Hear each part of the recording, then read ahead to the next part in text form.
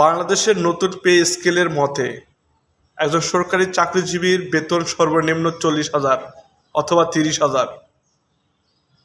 30-40,000 পেয়েও যাদের সংসার চলে না, পরিবার চলে না, একবেলা নাকি খেতে পারে না, যে কোথাও আমরা শুনি, যে কোথাও তারা বলে। আপনারা কি একবারও ভেবে দেখেছেন একজন মসজিদের ইমামের বেতন কত টাকা, একজন ইমাম সাহেবের বেতন কত টাকা? তারা কিভাবে চলে, কিভাবে তারা সংসার চালায়, কিভাবে তারা ভালো মন্দ খাবার খায়?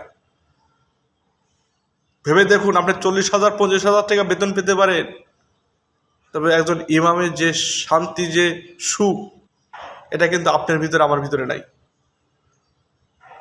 শুধু টাকা টাকা টাকা টাকা টাকা সুখ শান্তি নিয়ে এসে দেয় না।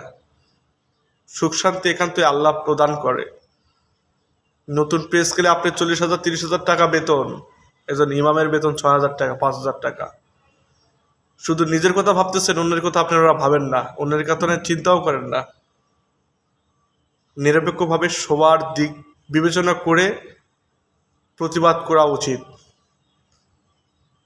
আপনার 40,000 দিয়েও আপনার সুখ শান্তি আসবে না, কিন্তু একজন ইমামের 5,000 6,000 টাকা দিয়েও সুখ শান্তি আসে, কারণ এই সুখ আল্লাহ প্রদান করে।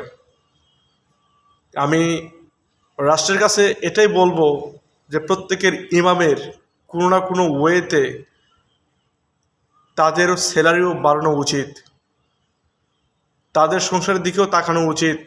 তারা তো অন্যায় কোনো কিছু করে নাই, তারা ইমাম হয়েছে কি অন্যায় করেছে, অপরাধ করেছে?